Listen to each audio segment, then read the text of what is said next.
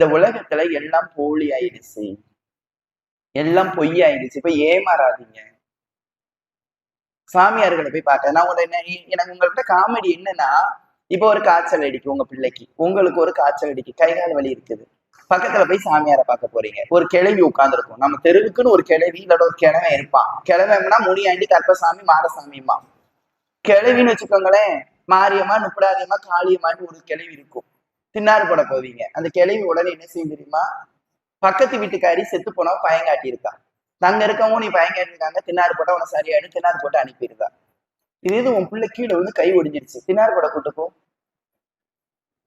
கூட்டு பையன் பார்ப்போம். அப்ப மட்டும் ஆஸ்பத்திரிக்கு ஓடுத. அப்ப எவ்வளவு மூளையை நீ மெண்டலாக்கி வச்சிருக்கன்னு இப்ப யோசிச்சுப்பாரு.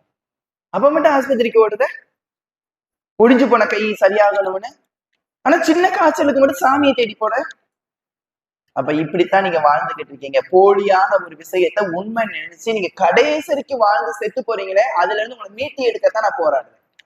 அதுல இருந்து மீட்டி தான் உங்களை கொண்டுட்டு வர்றதுக்கு தான் நான் கஷ்டப்படுறேன். நீங்க வேற கோயிலுக்கு போகாதீங்கன்னு நான் சொல்றதுக்கு காரணம் என்னன்னா, இங்க வந்திருக்கவங்க எத்தனை பேர் கடனால செத்துக்கிட்டு இருக்கீங்க தெரியுமா?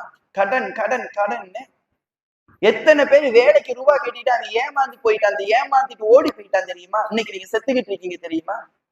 எத்தனை பேர் எத்தனை பேர் ஆடாம்பரமான என் பிள்ளைக்கு கல்யாணம் முடிக்கணும்னு சொல்லிட்டு இன்னும் உன் பிள்ளைகளை கல்யாணம் முடிக்காம முத்தனை கத்தரிக்கையாவா ஆம்பளை பொம்பளை வச்சுக்கிட்டு இருக்க தெரியுமா? இதுல இருந்து உன்னை மீட்டி எடுக்கிறது. இப்படி சின்ன சின்ன விஷயங்கள்ல இருந்து உன்னை காப்பாத்துறதுக்கு தான் நான் உங்ககிட்ட பேசிக்கிட்டு இருக்கேனே தவிர வேற ஒண்ணுக்கும் கிடையாது. வேற எப்படிங்க உங்க வாழ்க்கை வெற்றி அடையும்? எப்படி வெற்றி அடையும்? இதை கேட்க போனா நான் உனக்கு குற்றவாளி. அப்படி போகாதீங்க, அப்படி தப்பு பண்ணாதீங்க. சாமியார்களை தயவு செய்து நம்பாதீங்க. உள்ளது படி நான் உங்ககிட்ட மீண்டும் சொல்றேன்.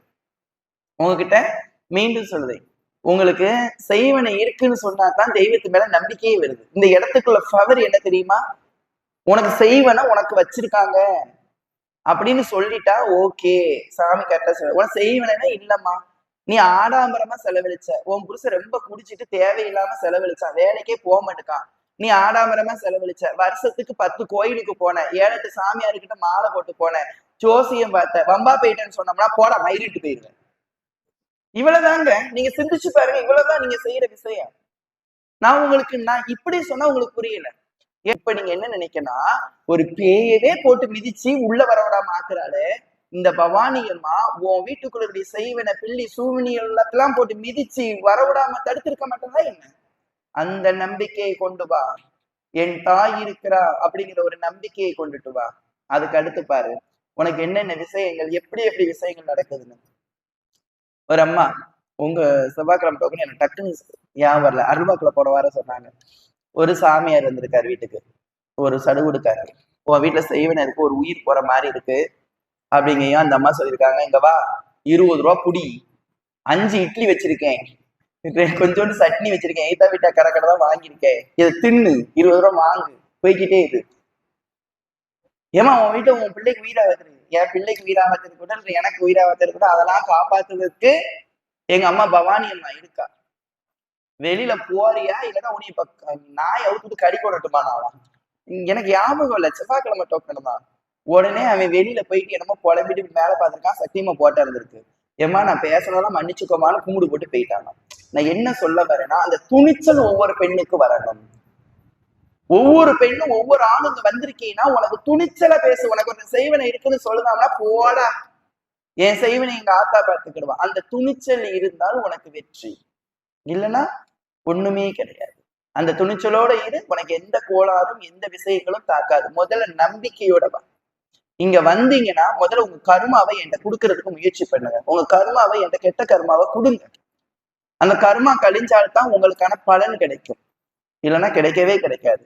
இந்த கோயிலை பொறுத்தளவுக்கு எதுவும் நடக்காதுன்னு ஒருத்தவங்க கூட சொல்ல முடியாது. இந்த கோவில் மட்டும்தான் உங்களுக்கு எல்லாம் நடத்தி கொடுக்கும்.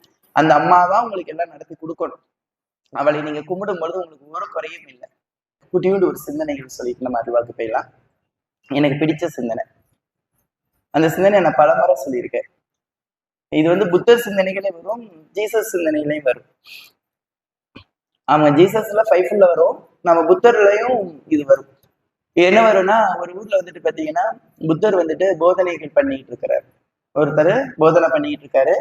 அந்த இடத்துல ஒரு பெண் வந்து அவர் மேல அளவில்லாத பக்தியில இருக்கிறார், அவரை நேசிக்கிறார். அப்ப வந்து சொல்றா, ஐயா என்னைக்காவது எங்க ஊர் வழியில வந்துட்டு போனீங்கன்னா இந்த ஏழை மகளையும் நீங்க பார்த்துட்டு போகணும்னு சொல்றா. உடனே சரி மகளேன்னு புத்தர் சொல்லிட்டாரு. ஒரு நாள் அப்படி கூடி போய்கிட்டு இருக்காரு, அந்த மகள் சொன்னது ஞாபகத்துக்கு வருது.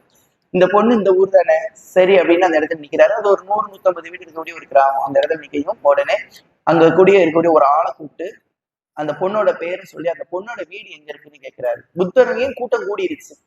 உடனே அந்த கூட்டத்துல எல்லாரும் சொல்றாங்க, அந்த பொண்ணு வீட்டுக்கா போறீங்க, அந்த பொண்ணு வந்து விபச்சாரியே, அந்த பொண்ணு வீட்டுக்கு போறீங்களே, நாங்களாம் இத்தனை பேர் உங்க மேல உண்மையான இருக்கோ எங்க வீட்டுக்கு வரலீங்கிறார். உடனே புத்தர் சொன்னார், அந்த பொண்ணு விபச்சாரியா? ஆமா. உனக்கு தெரியுமா? தெரியும். எங்க ஊர் நாட்டாம தர்மகத்தாவை கூப்பிட்டு கேளுங்க. ஐயா நீங்க சொல்லுங்க. ஆமா அந்த பொண்ணு விபச்சாரி. உனக்கு தெரியும்? உனக்கு தெரியும். இப்படி சொல்லி உடனே புத்தர் சிரிச்சுட்டே சொன்னாரு, சரிப்பா நான் அந்த வீட்டுக்கு போகல, நான் சொன்னதை மட்டும் நீங்க செய்யுங்க, நான் அந்த வீட்டுக்கு போகல. சொல்லுங்க. உங்க 2 கைகள் இருக்குல்ல, 2 கைகள்ல ஒரு கையை பொத்திக்கிட்டு ஒரு கையினால ஓசை எழுப்புங்க பார்க்கலாம்னு சொன்னாரு. 2 கையும் இல்ல ஒரு கையை பொத்திக்கிட்டு ஓசை எழுப்புங்க. அப்ப ஒரு புத்தருக்கு சொன்னாங்க, எப்படியா நடக்கும்? 2 கை தட்டினா தானே சத்தம் வரும். உன் ஊர்ல இருக்கக்கூடிய ஆம்பளை போகாமையே அவன் விபச்சாரியானா குற்றவாளி அவள் ஒருத்தி கிடையாது, இங்க இருக்கிற ஒவ்வொரு ஆண்களும் நீங்கள் குற்றவாளி தான், உங்க எல்லார் முகத்திலேயும் நம்ம நிற்க கூடாது அப்படின்னு முடிச்சார் அப்படின்னு புத்தர் சொன்னாங்க.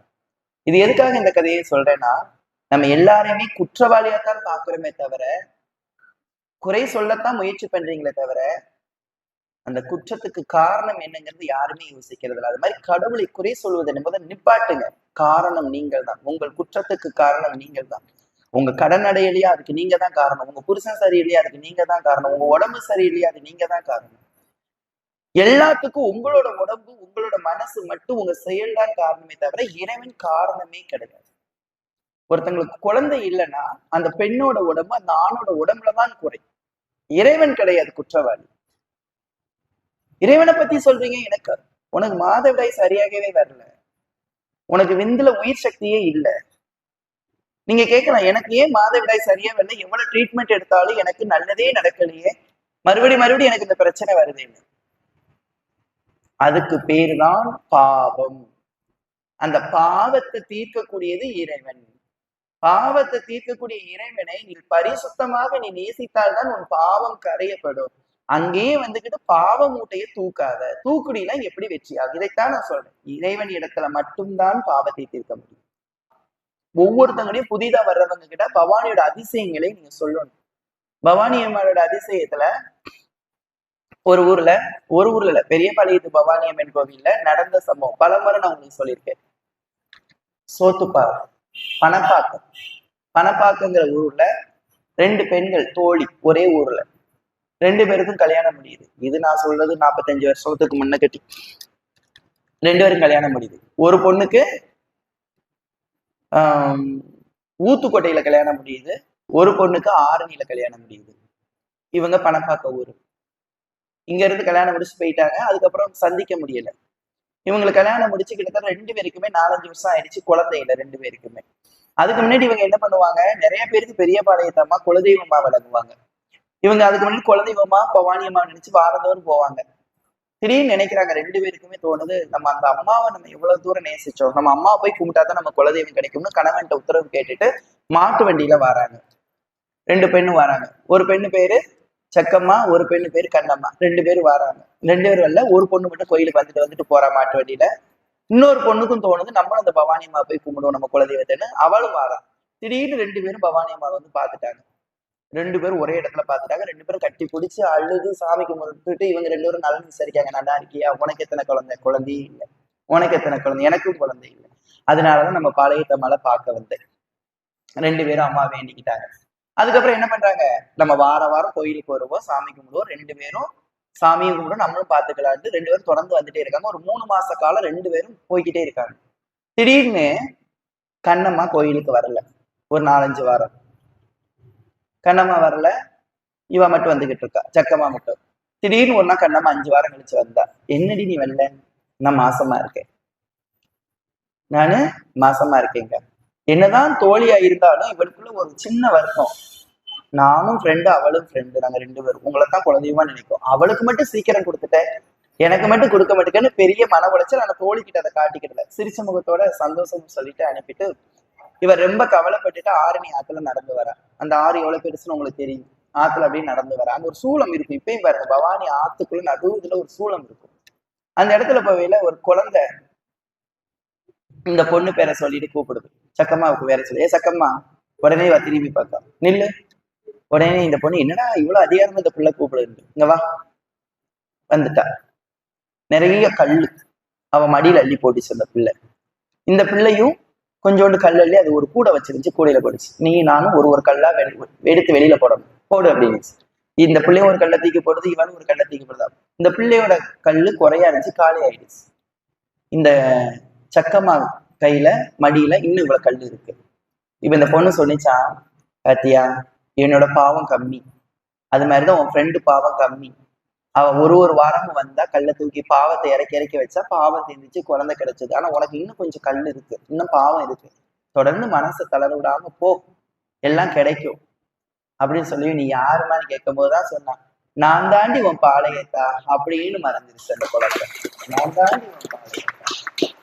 அந்த இடத்துலதான் இன்னும் சூளம் வச்சு திண்டு வச்சு விளக்கேற்றுவார். அம்மா நின்னு வந்து சொன்ன இடம் அப்படின்னுட்டு. இதை முதல்ல புரிஞ்சுக்க. கர்மாங்கிறத இறைவனால் மட்டும்தான் தொலைக்க முடியும். கர்மாவை தொலைக்கணும்னா முதல்ல நீ நல்ல கர்மாவா மாறு, நீ நல்ல எண்ணங்கள்ல மாறு.